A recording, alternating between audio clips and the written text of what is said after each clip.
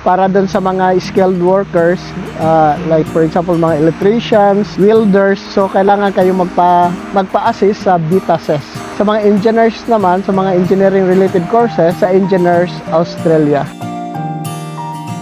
Magandang araw po sa ating lahat. Ito na naman si Pabs de la Cruz. Nandito ako ngayon sa Australia. Sa hindi pa nakakilala sa akin, isa po akong civil engineer at nagtatrabaho ngayon dito sa Western Australia. So, ngayon, ipagpatuloy natin yung nasimulan nating video tungkol doon sa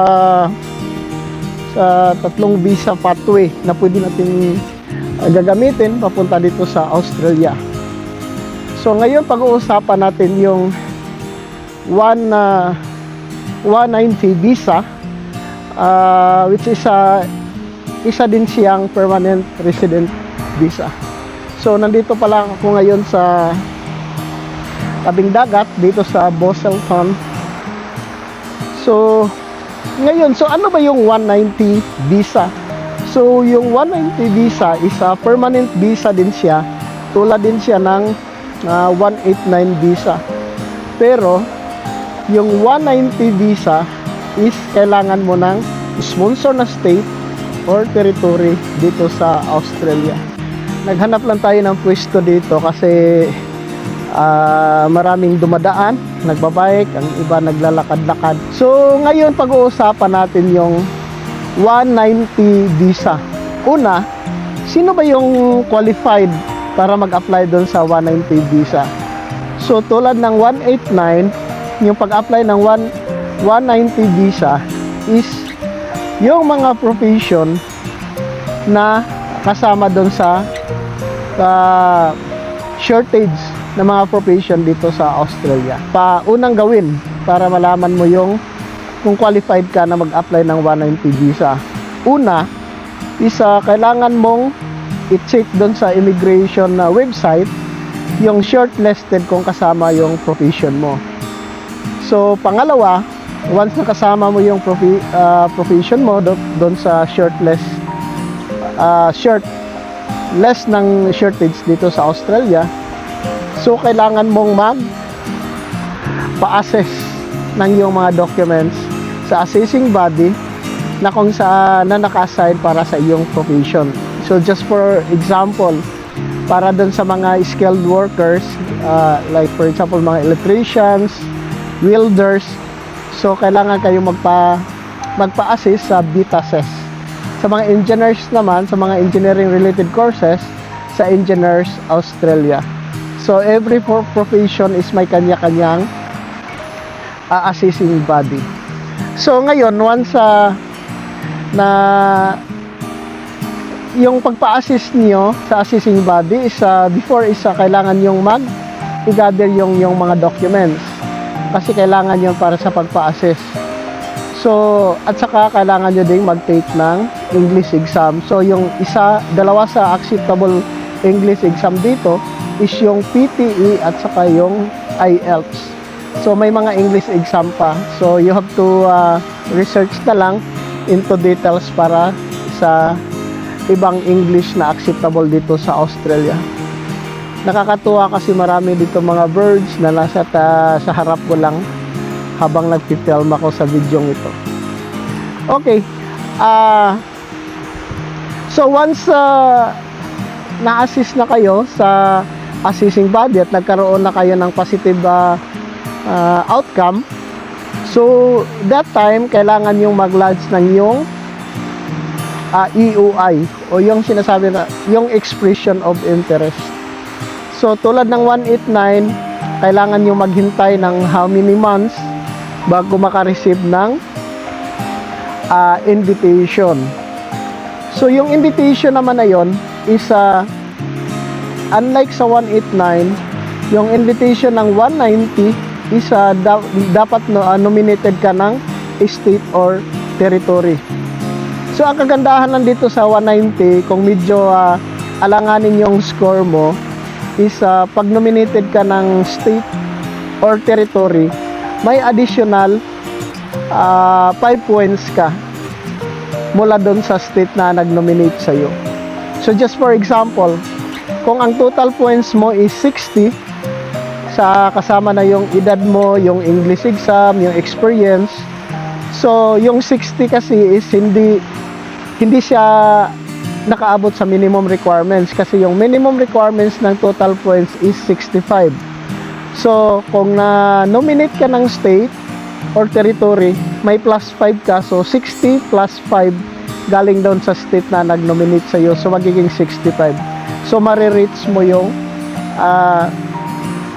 minimum requirements, points requirements. So, yun yung kagandahan. Unlike doon sa 189, medyo kailangan mo talaga yung mataas na score. But dito sa 190, may additional 5 points ka. So, ngayon, bago ka mag-lodge ng EOI, pag-aralan mo muna kung ano yung saan ka ba pwede makakuha ng mga points? Ano ba yung mga dapat nating i-consider? So, yung pointing system nila, unang pagbabasihan is yung experience mo sa iyong profession. So, may corresponding points every number years of experience. Pangalawa is yung edad mo. So, may bracket din ng edad, let us see from 20 to 30, 30 to 40, may corresponding points din yon. Tapos pangatlo, kung yung partner mo is nagpapa-assist din siya sa profession niya, may makukuha ka din na 5 points doon sa assessment niya. Tapos pag nag-take din siya ng English exam, another 5 points doon sa exam. So, yun, yung edad, yung experience, tapos yung educational attainment, kung may doctorate ka, may additional points din yun. And then the other is kung may mga kamag-anak ka dito, may additional points din yun. So ngayon, habang once na identify mo na ang iyong points, so magla-launch ka na ng EOI, dapat yung mga nilalagay mo sa iyong application sa EOI is siguraduhin mo na may evidence ka or may mga documents. Kasi later on, posibleng hihingi nila yung mga attached documents. Hingin nila yung mga attachment na nakalagay doon sa as evidence during sa pag-lodge na ng yung visa.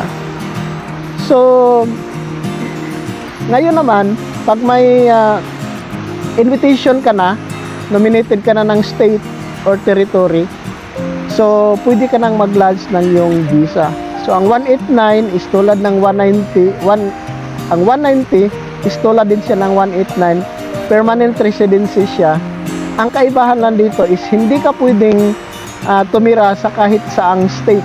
Kung hindi, kailangan mo magstay at least 3 years sa states na nag-nominate sa'yo. So, kailangan mo pagdating mo dito, doon ka maghanap ng trabaho sa state na nag-nominate sa'yo. Kasi, ina-anticipate nila na kung i-invite ka nila na pupunta dito sa lugar nila is makakatulong ka sa economy. Hindi yung i-invite ka sa states nila pero doon ka mag-a-apply ng trabaho sa ibang area. So yun yung kagandahan. Pero once naman na na-comply mo yung requirements na titira doon sa state, so pwede ka nang mag-apply ng citizenship kung ma-comply mo na yung requirements sa pagtira dito. So, yun na, once nag-lodge ka na ng visa, pwede mo na ding masama yung mga dependents mo, yung asawa mo or yung mga anak mo. So, yun yung kagandahan din sa 190. Ang advantage nito, kung mababa yung score mo, yung points mo is may additional 5 points ka mula sa state na nag-nominate sa iyo. So, once naman na nakapunta ka na dito sa Australia, gamit yung 190 visa mo, is kailangan ka maghanap ng trabaho dito. Pero ang kagandahan lang, kung hindi ka makahanap ng trabaho doon sa state na nag-sponsor sa'yo, may possibility naman, pwede namang lilipat ka sa ibang state, considering na ipapaalam mo sa government na just in case hindi ka nakahanap ng trabaho doon sa states na nag-sponsor sa iyo. So, papayagan kanila na lilipat ng ibang lugar. Pero, kailangan mo pa rin na sundin yung mga naka-specify doon sa yung mga visa conditions na nakasulat doon sa yun sa visa mo. Yun yung kagandahan sa 190 visa kasi may plus 5 points ka. Pero ang disadvantage lang din kumpara mo sa 189 is kailangan mo mag-stay doon sa states na nag-sponsor sa iyo. So, doon sa mga interested na mag-apply para dito, kung may mga katanungan kayo, try nyo lang mag-comment sa baba. Remind ko lang, hindi po ako isang migration agent. Yung mga ina-share ko sa inyo, based lang din sa experience ko that time na nag-start ako mag-apply di papunta dito sa Australia. So kung may mga tanong kayo, mag-comment lang kayo. Pakiusap ko din, please hit like and subscribe to my channel para updated kayo sa aking mga bagong video na i-upload tungkol dito. At saka sa susunod, pag-uusapan din natin yung isang klaseng visa, yung 491, which is 5 years temporary visa. Kasama siya doon sa 189, 190. Kasi itong tatlong visa, ito yung tinatawag na skilled migration visa pathway. Okay, maraming salamat sa panonood. Ingat po kayo palagi. God bless.